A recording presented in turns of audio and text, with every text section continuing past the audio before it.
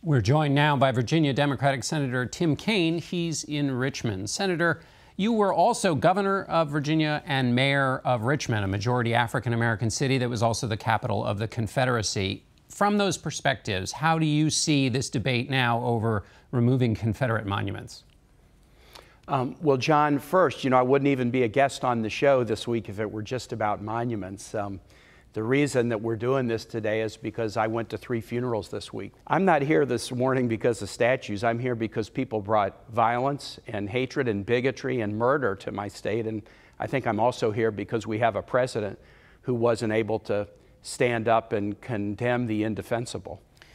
And yet we have, in the wake of everything you just described, there is a conversation now about these monuments, about how Indeed. you take all of the things that have been roiled up by this and try to lower the pressure and work through these issues. And so given that, and given that this has moved into a conversation about symbols and history, what guidance do you have, given the moment and your history as a governor and a mayor? When I was mayor and governor, we worked on some of these issues, John, in Virginia, because we have some painful scar tissue, obviously. We took down 2 bridges in Richmond that had been named for Confederate generals and renamed them for civil rights heroes. We put up new statues in our city, one of Abraham Lincoln, who visited Richmond after the fall of the city, and one of Arthur Ashe on Monument Avenue, which had heretofore just been for Confederate generals. The way we sort of looked at this issue, and I think it's important that we look at it this way, it's not just about subtraction, it also has to be about addition. So our mayor, LeVar Stoney, has convened a commission in Richmond to look at all of the statues and decide whether they should stay or be removed or be reinterpreted. But a point that I would also make is, let's also talk about whose stories haven't been told and what buildings or monuments we might think about erecting in the future. You went to UVA, you know Virginia well. It's interesting, we're a history-obsessed Commonwealth, but why do the 4 years of the Civil War merit so much more attention in Virginia than 250 years of blood sacrifice by hundreds of thousands of slaves who lived here, who built up our state, who were sold through our state? When you were mayor, you said about a Lee mural, you said much of our history is not pleasant. You can't whitewash it. Do you feel that same way about the Confederate statues in the Capitol? You know, in the Capitol in D.C., it's an interesting one. John, you and I know the story. Every state gets 2 statues to put in Statuary Hall or throughout the Capitol. And just using Virginia as an example, the state gets to choose 2 people to represent the entire scope of the state's history.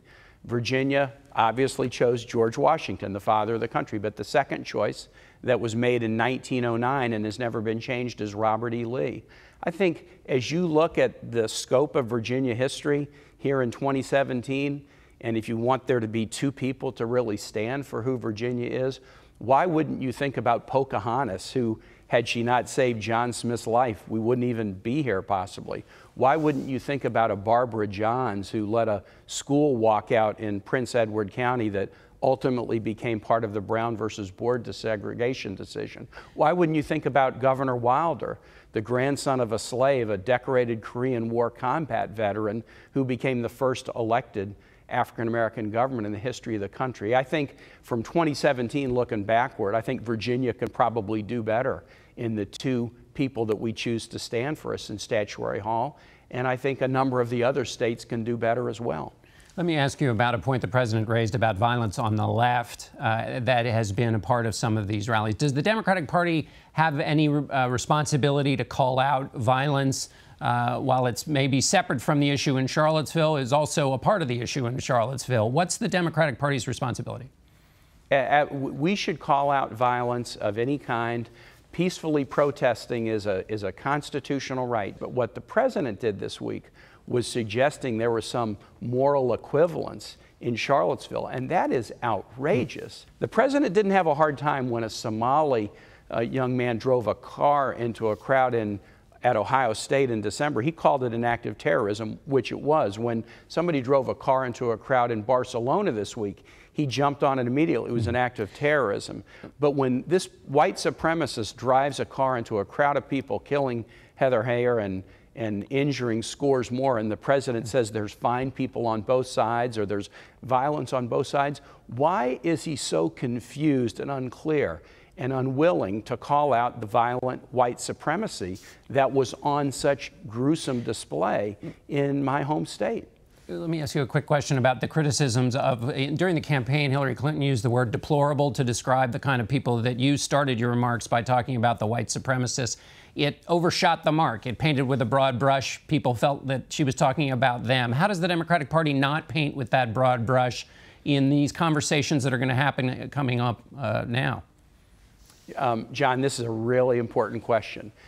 We ought to throw away all the broad brushes, and we need to be very precise. First, it's really important. You have to condemn the intolerable. When there were people marching through the streets of Charlottesville chanting blood and soil from Hitler rallies or Jews will not replace us, you can't be polite and kind about that behavior, or certainly about murder or violence. You have to condemn it. But you have to be very specific about what you're condemning. And it is very important to be absolutely clear and condemn what's indefensible, but you have to do it in a way that suggests that you're open to dialogue with people who have different points of view than you do. And very briefly here at the end, you're on the Senate Foreign Relations Committee. The president appears to be making a decision about troops to Afghanistan. Should more troops go there? And what is U.S. interest? What are the U.S. interests in Afghanistan? John, I have a high degree of regard for the president's national security team, especially Secretary Mattis, General Dunford, General McMaster. But I will say this, the troop strength question is sort of the cart before the horse. The real question is, what is our strategy? And then when you lay out the strategy, then the troop strength question can kind of answer itself. Thank you, Senator Kaine. We'll be back in 1 minute with deeper analysis on the events in Charlottesville and what they mean for the country.